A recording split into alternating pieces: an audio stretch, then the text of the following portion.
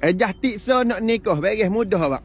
Kita seorang lelaki, kalau kata kita berkenal kepada seorang perempuan, jadi kita sebagai seorang lelaki, kita mesti pergi jumpa dengan dia. Permulaan jangan pergi rojak nak lalu, takut dia kejut. Kena hak attack mampu gerah.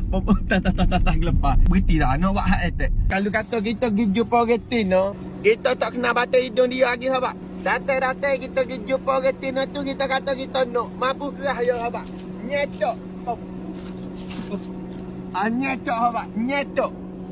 Nak ayaknya mampu gerah, jangan buat gitu. Berhenti orang dengan motor. Ya ingat mana dia betul nyetok atas jalan. Kita nak ayak contoh. Mula-mula kita cuba rapatkan diri, tanya umur, nama, gapo gitu, benda simple. Jangan kacak banyak, dia kejut. Lama-kelama kita kayak hak jujur lalu. Kita kata demi Allah deh, saya kena awak ni tidak lain tidak bukan kerana Allah Taala.